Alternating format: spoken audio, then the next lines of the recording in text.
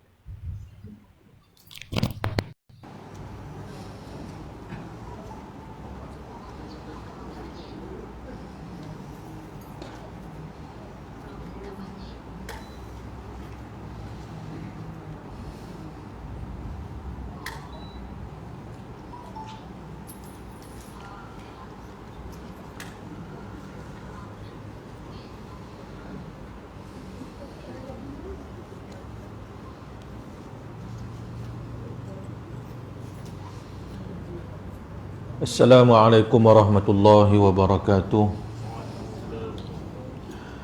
Alhamdulillahi rabbil alamin. Wal 'aqibatu lil muttaqin wa la 'udwana illa 'alal zalimin. Asyhadu an la ilaha illallah wa asyhadu anna Muhammadan 'abduhu wa rasuluh. Allahumma salli ala sayyidina Muhammad wa ala alihi wa ashabihi ajma'in.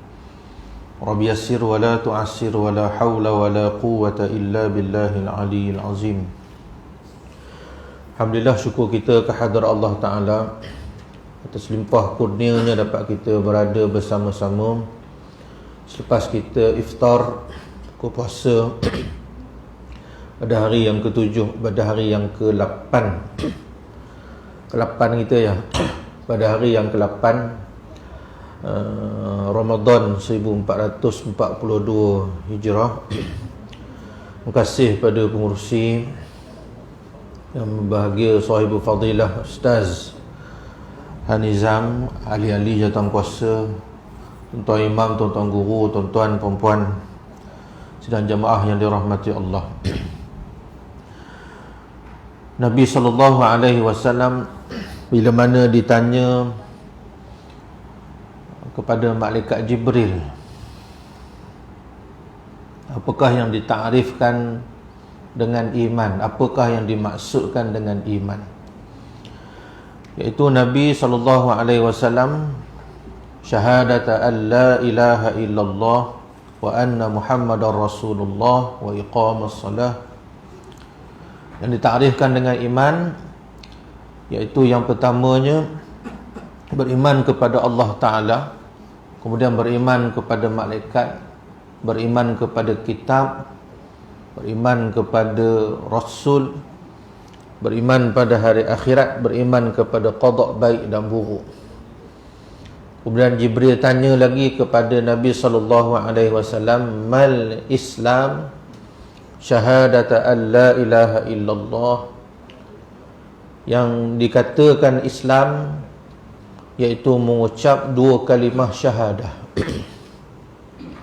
Ini kita orang Islam, manusia yang beriman kepada Allah Ta'ala, dia akan memulakan, kita kata, langkah dalam hidupnya, iaitu mengakui, bersyahadah, menyaksikan Allah Ta'ala itu adalah Tuhan yang sebenar-benarnya disembah. Itulah yang menjadi keyakinan, menjadi kepercayaan kepada manusia yang beriman. Sama seperti kita.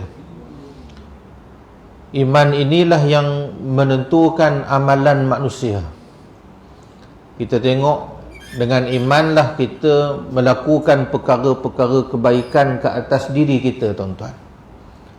Dengan imanlah juga kita cuba menjauhkan diri kita daripada perkara-perkara yang boleh mengundang dosa,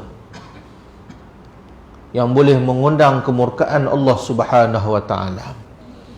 Maka iman itu yang kita tengok bagaimana Nabi sallallahu alaihi wasallam menyifatkan iman, al-iman yazidu wa yanqus.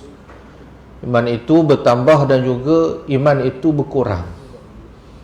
Para ulama mensyarahkan dan menghuraikan apakah yang menyebabkan iman itu bertambah, ialah dengan kita ini sentiasa melakukan amal-amal soleh, amal-amal kebaikan di sisi Allah Subhanahu wa taala. Dan iman juga boleh berkurang, tuan-tuan. Bagaimana berkurangnya iman? Bila mana berkurangnya amalan kita, ataupun bila mana kita ini melakukan maksiat pada Allah Ta'ala. Dan perkara iman ini, syahadah yang kita ucapkan, asyhadu an la ilaha illallah wa asyhadu anna Muhammadar Rasulullah, bukan semata-mata dilakukan oleh manusia yang beriman sahaja. Sesiapa pun juga boleh menuturkan kata-kata ini. Wa imma seekor burung, bila mana kita diajar untuk syahadah asyhadu an la ilaha illallah wa asyhadu anna Muhammadar Rasulullah, seekor burung dengan petahnya mampu mengikut apa yang diajar kepadanya. Bahkan manusia-manusia yang tidak beriman pun juga untuk mampu menuturkan kata-kata syahadah seperti mana manusia-manusia yang beriman, manusia-manusia Muslim yang beriman kepada Allah Ta'ala. Itu berkenaan dengan syahadah kita. Rukun Islam yang kedua yang ditakrifkan oleh baginda Nabi sallallahu alaihi wasallam, iaitu mendirikan sembahyang. Mendirikan sembahyang. Kita orang Islam, kita menunaikan fardu sembahyang, fardu solat fardu kita 5 kali sehari semalam. Dalam solat kita ada Fatihah, dalam solat kita ada rukuk, dalam solat kita ada sujud pada setiap rakaat. Ada 17 rakaat yang kita akan melakukannya mengikut waktu-waktu yang tertentu. Ada subuhnya, ada zuhurnya, ada asar, maghrib, dan diakhiri dengan solat isya. Sebagai apa? Sebagai tanda kepatuhan kita kepada Allah Subhanahu wa taala. Ya. Yang kita lihat bahawa solat itu sangatlah ringan bagi orang-orang yang beriman. Adapun orang yang tidak beriman ataupun orang yang ada sifat nifaq, sifat pura-pura dalam dirinya, maka dia akan merasai bahawa solat itu adalah satu perkara yang sangat-sangat berat. Wa innaha lakabiratun illa 'alal khashi'in. Tuan-tuan yang dirahmati Allah Ta'ala, solat yang kita tengok dalam surah Al-Ma'un, Allah Ta'ala menjelaskan secara jelas, fawailul lil musallin alladhina hum an salatihim sahun alladhina hum yura'un. 3 ayat dalam surah Al-Ma'un ini Allah Ta'ala mencela orang yang menunaikan ibadat salat. Kerana apa mereka dicela? Alladzina hum an salatihim sahun, mereka yang di dalam solat mereka cuai ataupun lalai mengingati Allah Subhanahu wa taala. Bahkan kita lihat dalam surah Al-Maun, 3 ayat yang teratas, daripada ayat yang pertama, ayat kedua, ayat sehinggalah kepada ayat yang ketiga, 3 ayat awal ini diturunkan di Makkah. Adapun yang selebihnya daripada fawailul lil musallin sampailah pada ayat yang terakhir.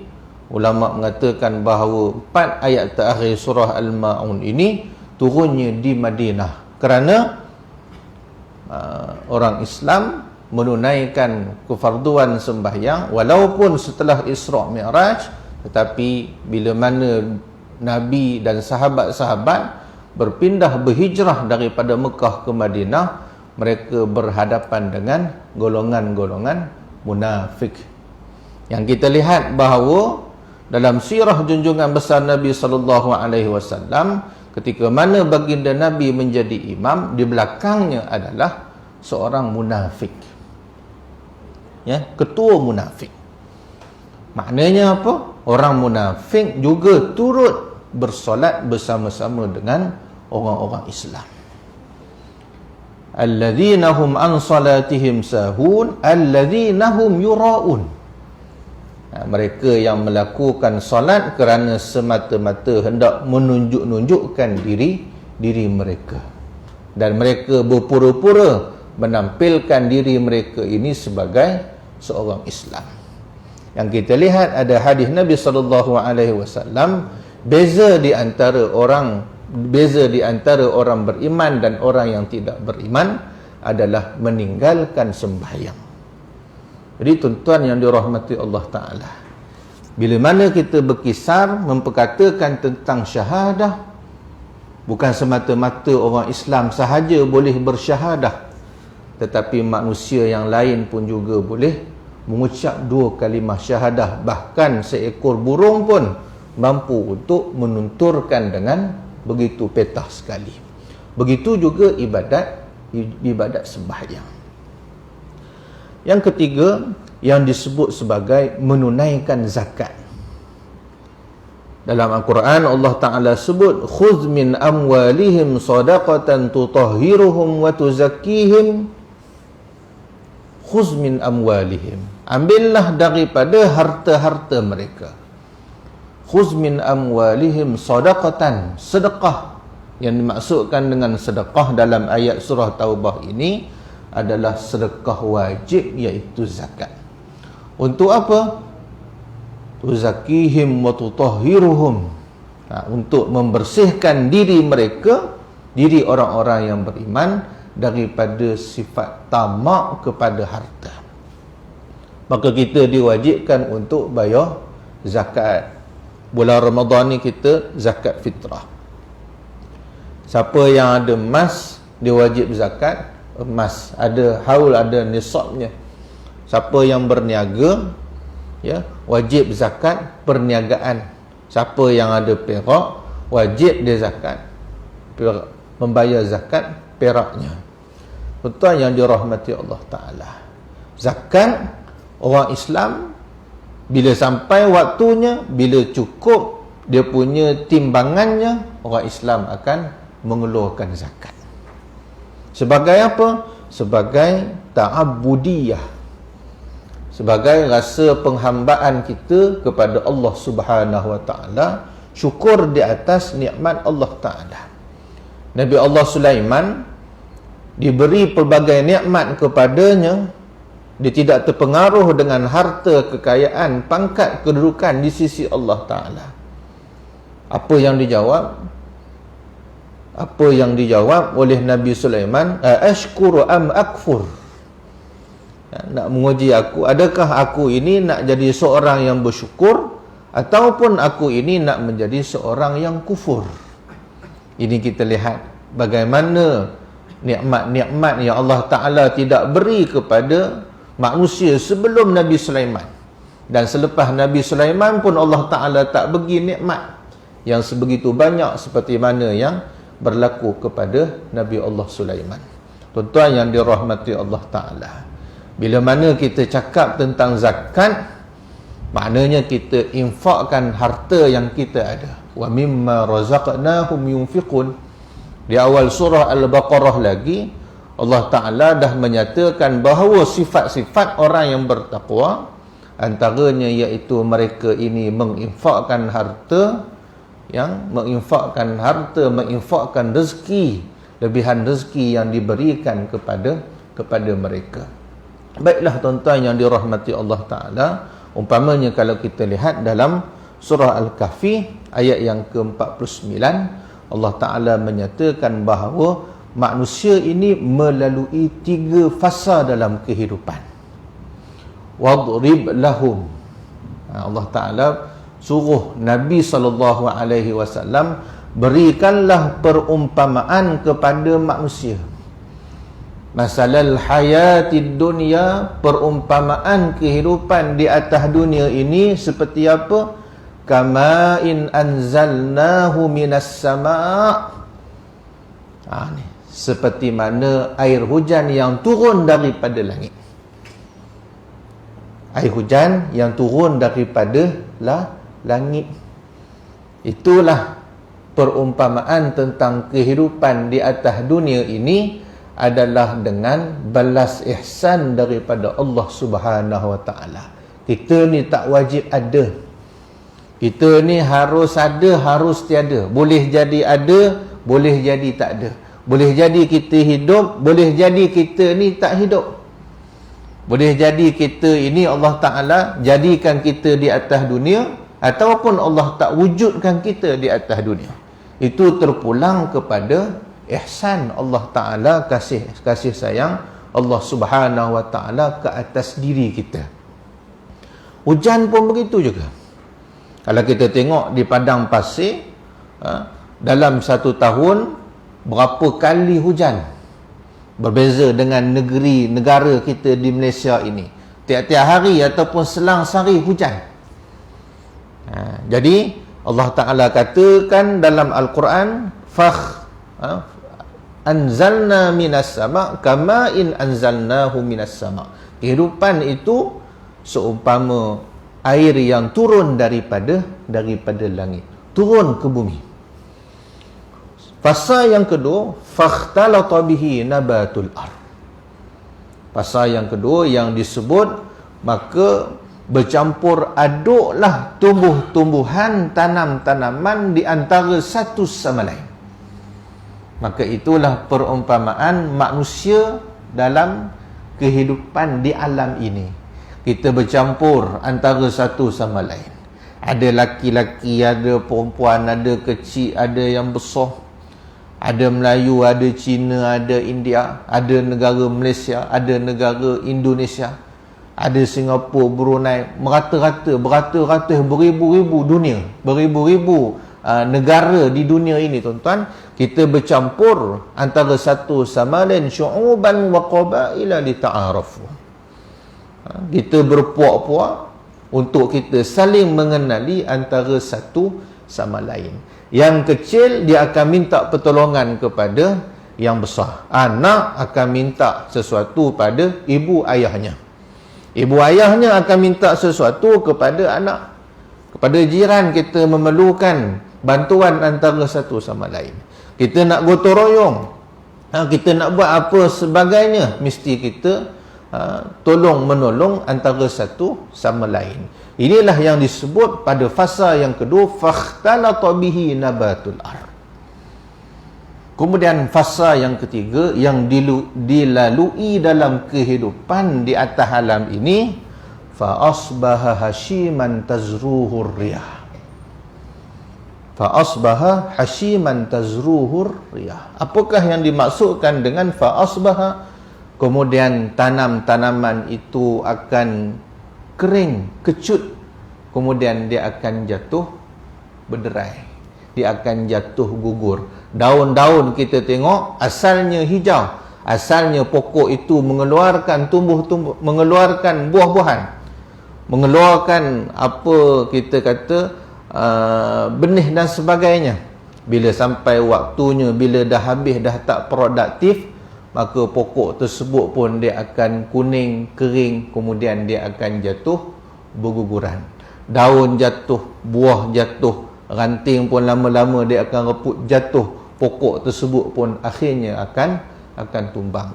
Inilah fasa yang terakhir dalam kehidupan di alam ini. Sama serupa itulah manusia ini, kita akan melalui satu fasa yang disebut sebagai fasa yang kita ini makin menyusut tenaga dan kederat yang kita ada.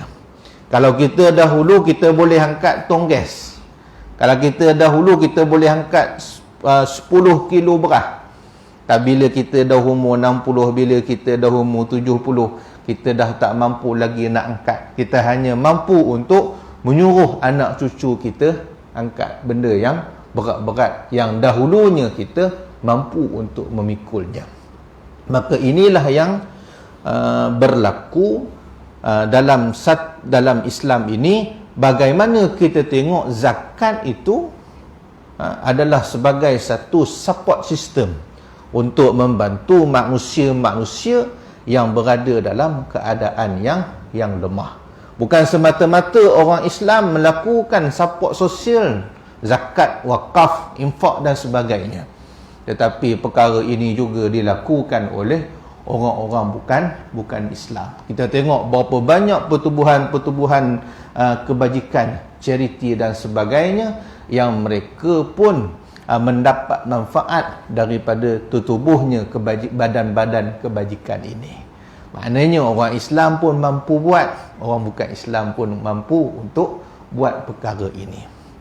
Yang keempatnya, tuan-tuan yang dirahmati Allah Ta'ala, yang kita sebut sebagai menziarahi tempat suci. Rukun Islam yang kelima, menunaikan haji di Baitullah. Baitullah itu apa? Inna awwala baitin wudi'a lin-nasi lalladhi bi Bakkah mubarakah. Tempat yang penuh dengan keberkatan. Bila sampai waktunya, bila kita berkemampuan, tidak ada apa-apa halangan di pertengahan jalan, maka kita dituntut untuk melakukan ibadah haji. Wa atimul hajja wal umrata lillah. Diperintahkan kepada kita untuk menyempurnakan haji dan umrah kita. Maknanya ada satu tempat yang special yang dikhususkan, iaitu Makkah. Di situ kita bertawaf, bersa'i, kemudian kita pergi ke Mina, dan sebagainya. Kita pergi ke Arafah, menunaikan rukun-rukun dan syarat-syarat haji. Maka itu merupakan rukun Islam yang terakhir, iaitu menunaikan ibadah fardu haji. Orang Islam saja ke buat perkara ini? Tidak. Orang bukan Islam pun juga turut melakukan perkara ini. Mereka ada tempat-tempat suci mereka masing-masing. Kalau kita tengok Yahudi, di mana tempat suci mereka? Kita tengok di Baitul Maqdis juga. Di situ terletaknya Haikal Sulaiman, dianggap sebagai tempat paling suci dalam agama Yahudi. Kita tengok Kristian, di mana tempat sucinya juga di Baitul Maqdis. Menjadi perebutan di antara orang Yahudi, orang Nasrani dan juga orang Islam. Islam juga menganggap itu sebagai satu tempat suci, selain daripada Mekah, selain daripada Madinah Al-Munawwarah. Agama lain, kita tengok agama Hindu, mereka ada tempat sucinya di India. Mereka nak minta sesuatu, mereka akan pergi ke situ, mandi di sungai tersebut.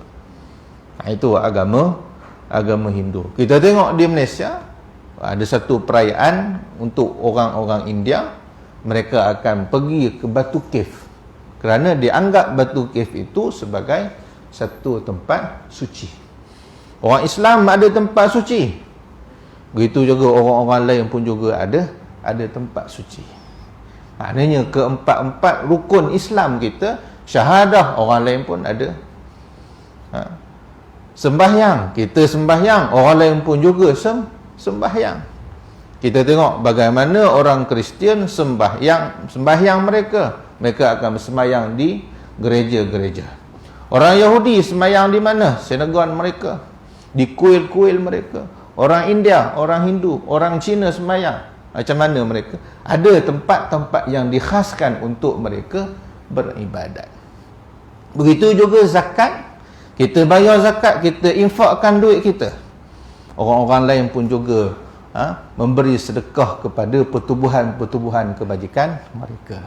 Kita ada tempat suci, kita berkunjung ke tempat suci dengan menunaikan fardu haji, umrah. Orang lain pun juga ada tempat suci. Jadi apa bezanya Islam dengan agama dan kepercayaan yang lain? Ada satu yang tidak ada pada agama-agama yang lain, iaitu ibadat puasa. Ibadat puasa. Yang ini yang special kepada orang Islam, tidak pada agama-agama yang lain. Walaupun kita tengok nas yang jelas, seperti mana Ustaz Imam kita baca tadi, ya ayyuhalladzina amanu kutiba alaikumusiyam kama kutiba alal ladzina min qablikum. Umat-umat yang terdahulu daripada kita juga menunaikan ibadat puasa ini. Menunaikan ibadat puasa ini. Ibadat puasa khusus untuk orang Islam. Dan juga umat-umat yang terdahulu. Mungkin ada sedikit beza satu dua perkara, tetapi asasnya sama. Dan untuk ibadat puasa ini khususnya ada satu golongan yang tidak dapat mengikut ibadat puasa ini. Kalau kita tengok syahadah, orang munafik boleh ikut syahadah. Kalau kita tengok sembahyang, orang munafik juga bersembahyang di belakang Rasulullah. Kalau bersedekah, orang munafik mungkin lebih banyak bersedekah daripada orang Islam. Kalau haji, orang munafik juga boleh menunaikan haji. Tetapi ibadat yang namanya puasa, orang munafik dia tidak akan dapat bertahan berpuasa seperti mana orang Islam berpuasa.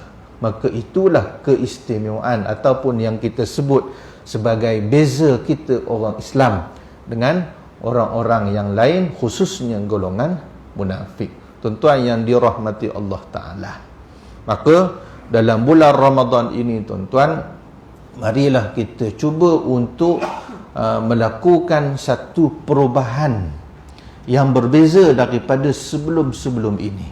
Bagaimana kalau sebelum ini kita hanya mampu berpuasa, kita puasa, tahan makan, tahan lapar daripada terbit fajar sampailah terbenam matahari, kita mampu berpuasa. Sama macam orang miskin yang tak ada makan minum, dia mampu berpuasa mungkin lebih 18 jam, mungkin 20 jam lebih, 1 hari 2 hari tak dapat makanan, mereka boleh lagi hidup. Kita hanya 13 jam mampu puasa kita. Maknanya ukuran makan minum ini bukanlah semata-mata untuk melayakkan kita dapat gelaran orang yang berpuasa. Kerana itu puasa jasad. Puasa jasad kita, tak makan, tak minum, elakkan diri kita daripada melakukan perkara-perkara yang membatalkan puasa. Kita tak buat benda-benda tersebut. Layak kita berpuasa jasad. Ya, puasa yang disebut puasa orang awam. Adakah semata-mata itu 5 tahun, 10 tahun, 20 tahun kita puasa, 30 tahun kita berpuasa, hanya semata-mata martabat itu, level itu yang kita dapat? Adakah perlu lebih kita bersungguh-sungguh lagi untuk dapat puasa yang disebut khawasul khawas? Ya, puasa yang tingkatan yang tertinggi.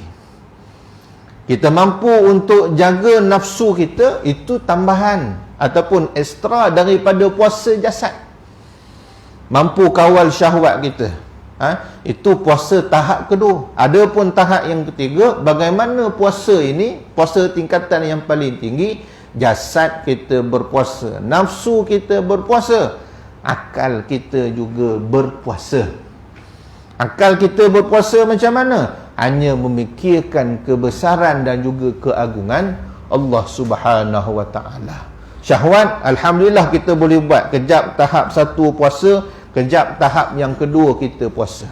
Adapun tahap yang tertinggi kita cuba tuan-tuan. Waktu bila kita nak cuba? Waktu kita sembahyang, waktu kita baca Quran, waktu kita bertafakkur seorang-seorang. Waktu itulah yang kita kena gunakan untuk kita riyadhah, untuk kita latih diri kita supaya kita dapat tingkatan ataupun martabat puasa yang tertinggi. Akal kita, jiwa kita juga berpuasa. Di samping syahwat kita berpuasa, jasad kita juga turut berpuasa. Mudah-mudahan tuan-tuan, apa yang kita bincangkan berkenaan dengan rukun Islam, ada 5 rukun Islam, semua orang boleh buat. Orang bukan Islam pun dia mampu untuk buat. Orang munafik pun dia mampu untuk buat, melainkan puasa. Jadi gunakanlah platform puasa kita ini untuk kita meningkatkan status, meningkatkan ketakwaan kita kepada Allah Subhanahu wa taala yang disebut la'allakum tattaqun. Mudah-mudahan kita ini menjadi seorang yang bertakwa kepada Allah Subhanahu wa taala. Apa makna takwa? Kita sentiasa melaksanakan perintah Allah. Apa makna takwa? Kita sentiasa menghindarkan diri kita daripada melakukan dosa dan juga maksiat kepada Allah Subhanahu wa taala. Mudah-mudahan tazkirah ringkas ini ada manfaatnya ke atas kita semua. Terima kasih banyak-banyak atas jemputan. Mudah-mudahan kita berjumpa lagi. Aqulu qawli hadza wa astaghfirullahal azim li wa lakum. Wabillahi taufiq wal hidayah. Assalamualaikum warahmatullahi wabarakatuh.